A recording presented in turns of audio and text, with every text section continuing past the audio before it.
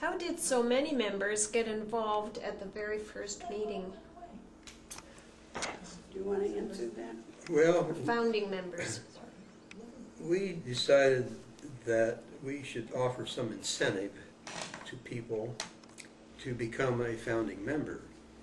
This would help augment the membership, and most people are interested in having some sort of a title or some sort of a recognition. It's just human nature that people like that.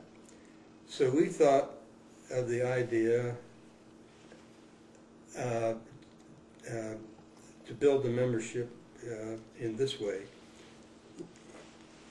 In spring of 1994, we developed some flyers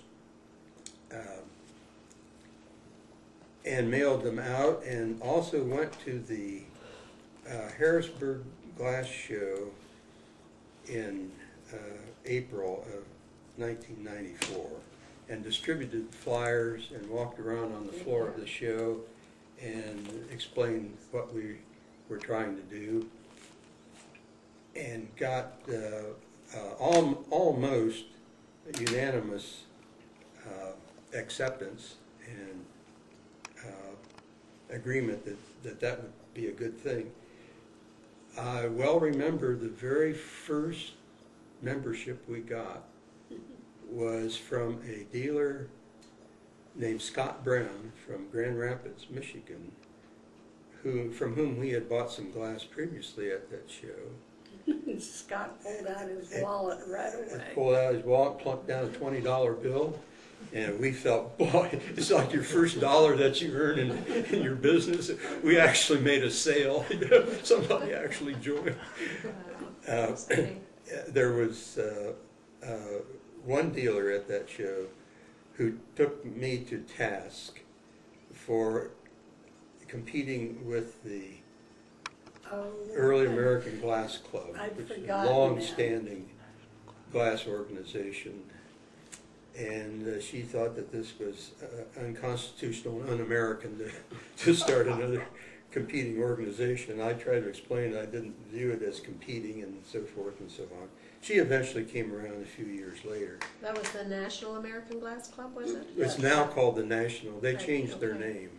I'm not sure what it's called now. I think it's the National American Glass Club or something of that nature. I don't think so, because they deal in foreign glass as well. So after that, when we saw that there was some acceptance of our idea, and we were starting to get some memberships in by mail from our mail campaign, with which we had enclosed a postage paid envelope. If you would join, all you had to do was write a check that we sent you an envelope, and it had one of those postage, no postage required if you mail it in the United States, so that we could get it back. And also some postage, when they joined, we'd give them postcards that they could send in comments and questions, and those were postage paid too. We wanted to make it real easy for people to do it. Plus, we made this offer that if they would join,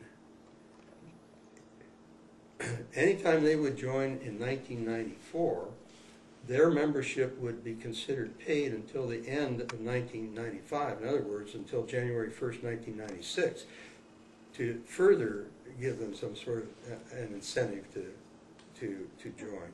Plus, if they would come to the founding meeting, which was in November of 1994 at the Fall Harrisburg show, then they would be considered an incorporator of the society, because they could then sign the articles of incorporation, which we would then file and incorporate. So that idea of them being able to be an incorporator of the society appealed to some people. 45 people came to that founding meeting. 39 of them signed the Articles of Incorporation. And when I got back to Columbus, I then filed those with the Ohio Secretary of State, and the Early American Pattern Glass Society came into legal existence finally, as it is now, and continues as an Ohio corporation.